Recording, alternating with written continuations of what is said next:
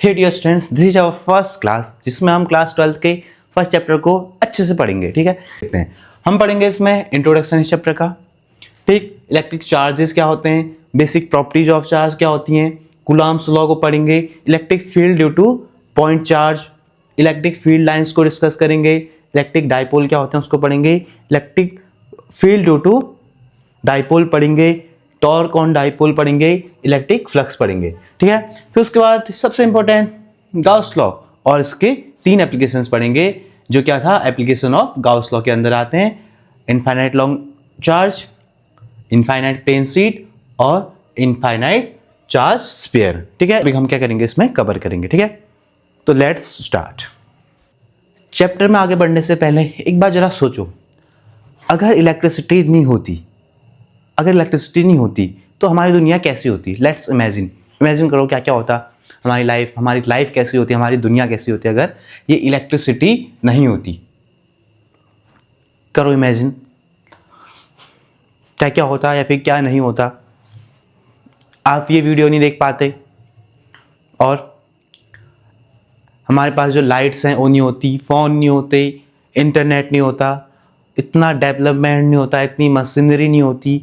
ठीक, तो ह्यूमंस क्या रह जाते, एक अर्ली ह्यूमन रह जाते, उनके पास डेवलपमेंट बहुत लिमिटेड होता, बहुत ही कम होता। ठीक है, कार्स नहीं होती, बाइक्स नहीं होती, ठीक, बड़े बड़ी रोड्स नहीं बन पाती, नहीं बड़ी बड़ी बिल्डिंग्स नहीं बन पाती, ना मशीनें बन पाती, ना हम मेडिकल में कुछ कर पाते, ना केमिस्ट्री में, ना किसी और फील्ड में। ठीक है, तो फिजिक्स एक क्या है, बहुत ही इंपॉर्टेंट पार्ट है हमारी लाइफ का। ठीक है, ये फर्स्ट चैप्टर है इसलिए हम कुछ बेसिक चीज़ें पढ़ते हैं फिजिक्स के बारे में।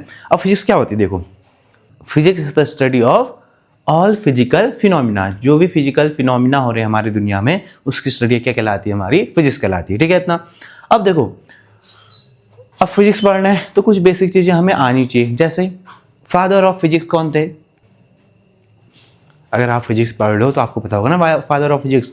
तो फादर ऑफ फिजिक्स कौन थे, आइजैक न्यूटन, या फिर उनको हम क्या नाम देते हैं, सर आइजैक न्यूटन, जिन्होंने किसकी खोज की थी, ग्रेविटेशन, एप्पल गिरा था उनके सर पे। ठीक है, तो उनको हम क्या कहते हैं, फादर ऑफ फिजिक्स। अब हमारा चैप्टर फर्स्ट था इलेक्ट्रिक चार्ज एंड फील्ड्स। पहले इन सब टर्म को हम समझते हैं, इलेक्ट्रिक क्या होता है, चार्ज क्या होता है, फील्ड्स क्या होता है, इनको समझते हैं। ठीक है, ये पूरा चैप्टर कुछ बेसिक चीज़ों से स्टार्ट होते हुए चलेगा। हम कह रहे हैं इलेक्ट्रिसिटी, उससे पहले हमको कुछ चीज़ें पता होनी चाहिए। इलेक्ट्रॉन आपने केमिस्ट्री में सुना होगा, क्या होते हैं इलेक्ट्रॉन, हम बेसिक यूनिट ऑफ पार्टिकल कह सकते हैं इलेक्ट्रॉन को। ठीक है, छोटी इकाई, पर इलेक्ट्रॉन को हम क्या कहते हैं, सबसे छोटी। किसी भी पार्टिकल के अंदर क्या होते हैं, फिर इलेक्ट्रॉन एंड प्रोटॉन होते हैं। ठीक है, पर इलेक्ट्रिसिटी किससे रिलेटेड है, सारा इलेक्ट्रॉन से रिलेटेड। ठीक है, तो चैप्टर का नाम है इलेक्ट्रिक चार्ज एंड फील्ड्स। ठीक है, फर्स्ट सबसे पहले हम चार्ज को समझते हैं। चार्ज आखिर होता क्या है। ठीक है, तो चार्ज की डेफिनेशन होती है number of free electron in any substance. वो क्या कहलाता है उस सब्सटेंस में, चार्ज। सपोज मैंने कहा एक कंडक्टर या फिर इंसुलेटर कुछ भी है। ठीक है, सपोज इसमें 10 इलेक्ट्रॉन फ्री हैं, 10 इलेक्ट्रॉन क्या है, फ्री है मूव करने के लिए। ठीक है, तो इसमें चार्ज क्या हो जाएगा, Q इक्वल टू 10 इलेक्ट्रॉन का चार्ज हो जाएगा। ठीक है, दैट मीन्स चार्ज मतलब होता है किसी भी मटेरियल में, किसी भी सब्सटेंस में कितना नंबर ऑफ फ्री इलेक्ट्रॉन है, इसको हम क्या कहते हैं, किसी भी चीज का चार्ज कहते हैं। चार्ज क्या होती है, एक बेसिक प्रॉपर्टी होती है किसी भी मटेरियल की, और ये किस पे डिपेंड करती है, उस पे नंबर ऑफ कितने फ्री इलेक्ट्रॉन है। सपोज मेरे पास ये मार्कर है, ठीक है, इसमें कोई चार्ज है नहीं है, नेट चार्ज नहीं है, Q इक्वल टू 0। ऐसा क्यों हो रहा है वो देखो। अब इसकी सरफेस में भी तो इलेक्ट्रॉन और प्रोटॉन होंगे, क्योंकि उसी से तो बना है, तो इसमें नंबर ऑफ इलेक्ट्रॉन और नंबर ऑफ प्रोटॉन होंगे, पर इसमें चार्ज क्यों नहीं है। अगर हम कह रहे हैं कि चार्ज किसके कारण आता है, इलेक्ट्रॉन के कारण आता है। क्यों ऐसा इसलिए होता है क्योंकि इसमें नंबर ऑफ इलेक्ट्रॉन और नंबर ऑफ प्रोटॉन क्या हैं, दोनों इक्वल अमाउंट में, तो एक दूसरे के चार्ज को क्या कर देंगे, कैंसिल आउट कर देंगे। ठीक है, तो जब कोई बॉडी चार्ज है कह रहे हैं तो उसका मतलब होता है कि उसमें क्या तो इलेक्ट्रॉन की कमी है या फिर उसमें इलेक्ट्रॉन्स की अधिकता है। ठीक है, या तो ज़्यादा है या फिर कम है। ठीक है, तो हम सिंपली क्या कहेंगे, फिर चार्ज इक्वल टू क्या होता है, प्लस माइनस NE। ठीक, किसी भी चीज में चार्ज मतलब होता है उसमें कितने नंबर ऑफ फ्री इलेक्ट्रॉन है। वेयर प्लस माइनस, क्योंकि वो नेगेटिव और पॉजिटिव, क्योंकि चार्ज क्या हो सकता है, पॉजिटिव और नेगेटिव। दिस इज कोई इंटीजर हो सकता है, -1 +1 0 1 2। ये क्या है? Charge of electron. Charge of electron कितना होता है? फिर इलेक्ट्रॉन में कितना चार्ज होता है? 1.6 इंटू 10⁻⁻19 कूलाम। किसी भी इलेक्ट्रॉन में इतना चार्ज होता है, ठीक है। चार्ज की यूनिट अभी हमने देखा, यूनिट क्या होती है चार्ज की? कूलाम, डिनोटेड बाय C, ठीक है। अगर मैं कह रहा हूं किसी मेटेरियल के पास समथिंग 10 इलेक्ट्रॉन का क्या है? चार्ज है, तो मैं कैसे कैलकुलेट करूंगा? Q equal to 10 into charge of electron. जब इसको मैं सिंप्लीफाई करूंगा तो मेरे को क्या मिल जाएगा? इसमें कितना चार्ज है वो हम निकाल लेंगे, ठीक है। अब आपने देखा होगा चार्ज दो टाइप का होता है। चार्ज कितने टाइप का होता है? दो टाइप का। एक होता है पॉजिटिव चार्ज, दूसरा होता है नेगेटिव चार्ज। अब किस बॉडी में पॉजिटिव है, किस बॉडी में नेगेटिव है, इसका रीजन क्या है उसको देखते हैं, ठीक है। मैंने कहा अभी कोई भी चार्ज है, कोई भी बॉडी है, इसमें इक्वल पॉजिटिव और equal negative, equal proton equal electron थे, ठीक। अगर सपोज करो इसको किसी ने एक इलेक्ट्रॉन दे दिया, इसके पास एक इलेक्ट्रॉन बढ़ गया, जिसने दिया सपोज ये कोई दूसरा मटेरियल था, इसने इसको दे दिया, ठीक है। तो जिसने जिसको दिया, सपोज इसने इसको दिया, तो इस पे कैसा चार्ज आ जाता है? एक पॉजिटिव चार्ज आ जाता है। और इसने लिया इसलिए इस पे कैसा चार्ज आएगा? नेगेटिव। ऐसा समझो आपके पास, आप दो लोग हो, दोनों के पास रुपये हैं कुछ, ठीक है। मैंने एक ने कहा इससे 10 रुपये दे दे, ठीक है। तो जिसने दिया उस पर कैसा चार्ज आएगा? पॉजिटिव। और जिसने लिया उस पर क्या आ जाएगा? नेगेटिव। बैंक से हम अगर पैसे लेते हैं तो हम पे क्या आ जाता है?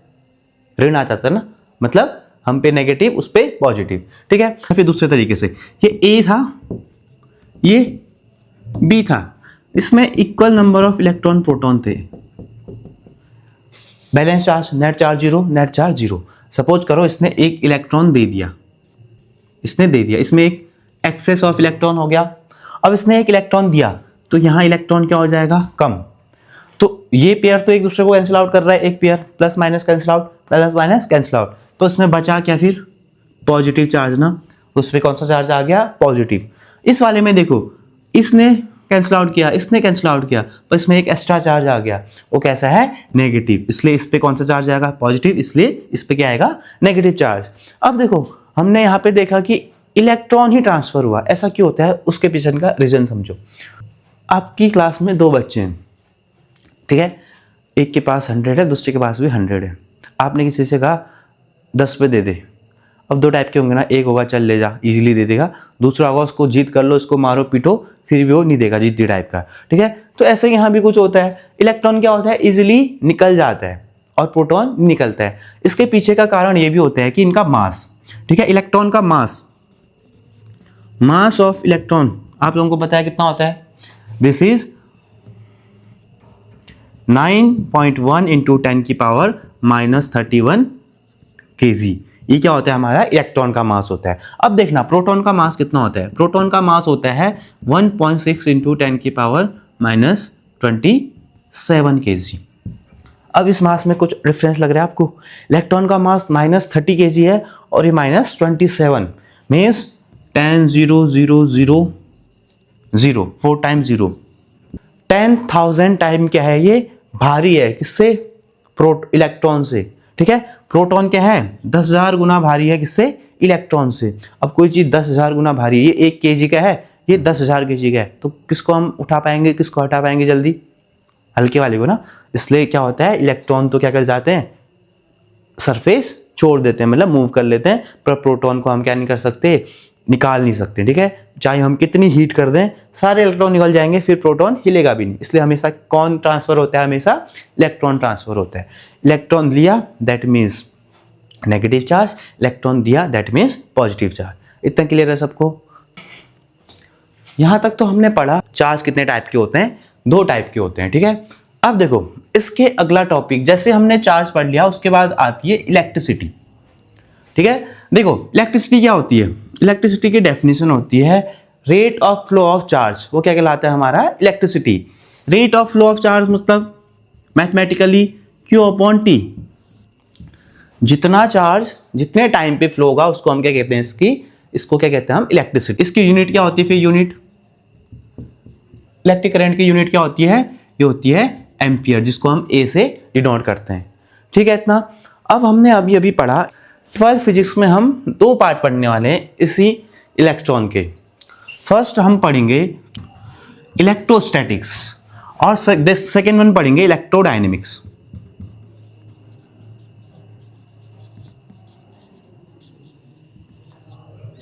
इनमें डिफरेंस बताता हूं, ठीक है, इसको नोट कर लेना। इलेक्ट्रोस्टैटिक्स क्या होती है वो देखना। Electrostatic study of charge at rest, study of charge at rest. जब भी चार्ज रेस्ट में होगा या फिर इलेक्ट्रॉन रेस्ट में होगी, वो सारी स्टडी क्या कहलाती है? हमारी इलेक्ट्रोस्टैटिक्स। हमने 11th में पढ़ा होगा ना, स्टैटिक्स मतलब रुका हुआ, तो इलेक्ट्रोस्टैटिक मतलब जब भी चार्ज रेस्ट में होगा उसकी स्टडी क्या कहलाती है? हमारी इलेक्ट्रोस्टैटिक्स। ठीक है, जो हमारा ये वाला चैप्टर है। दूसरा इलेक्ट्रोडायनेमिक्स, जब क्या होगा? चार्ज मोशन में होगा, उसकी स्टडी क्या कहलाएगी? हमारी इलेक्ट्रोडायनेमिक्स। डायनेमिक्स मतलब मोशन। ठीक है, ये दोनों टर्म्स आपको समझ में आनी चाहिए। इलेक्ट्रोस्टैटिक मतलब study of electron, study of charge at rest. दूसरा electrodynamics, electrodynamics means study of charge और study of electron at motion. वो क्या कहलाएगा? हमारा इलेक्ट्रोडायनेमिक्स। ठीक है, अब इससे आगे हम पढ़ते हैं हम प्रॉपर्टीज ऑफ चार्जेज। चार्ज की क्या क्या प्रॉपर्टी होती है उसको पढ़ेंगे। इसमें हम पढ़ेंगे एडिटिविटी ऑफ चार्ज। ठीक है, इसका मीनिंग क्या है?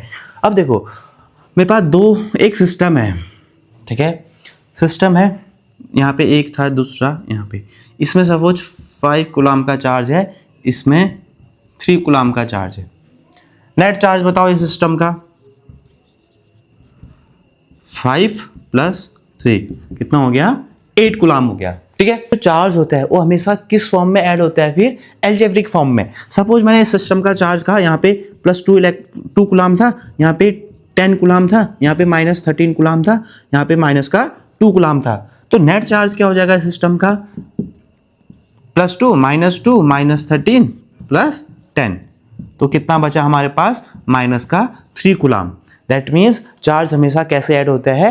एल्जेब्रिकली ऐड होता है, एल्जेब्रिकली। ठीक है, जैसे विद साइन कह सकते हैं। सेकेंड प्रॉपर्टी पढ़ेंगे, चार्ज इज कंजर्व्ड।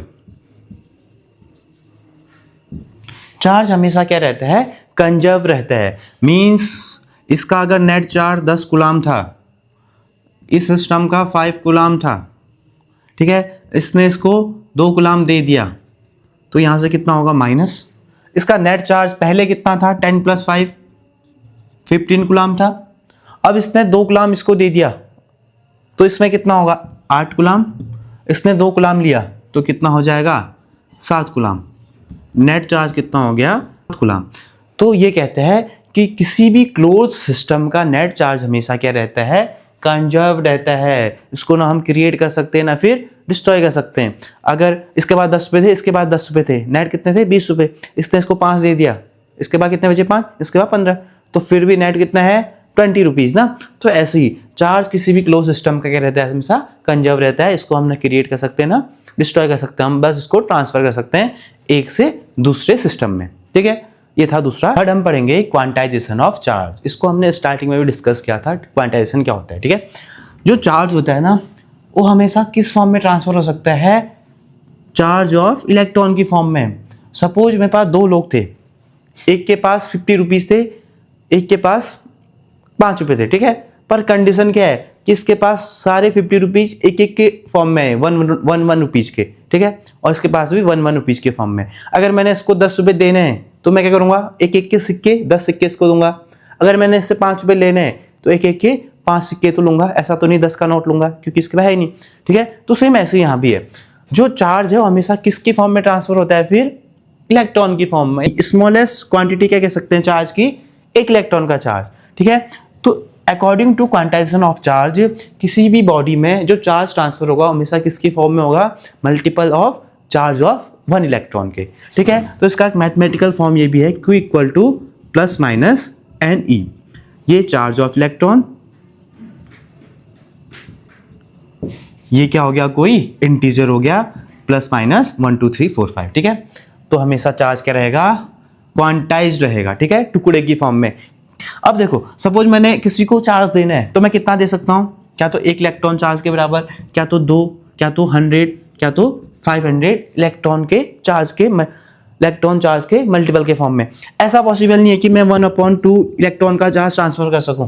क्यों? क्योंकि ये क्या है, हाफ इलेक्ट्रॉन है ना, this is not a whole number, ठीक है। तो हम ऐसे आधा, डेढ़, 1/2, 5/2 ऐसा चार्ज को ट्रांसफर नहीं कर सकते हैं। हम कितना कर सकते हैं, कोई भी होल नंबर में इलेक्ट्रॉन का मल्टीपल चार्ज ही ट्रांसफर कर सकते हैं।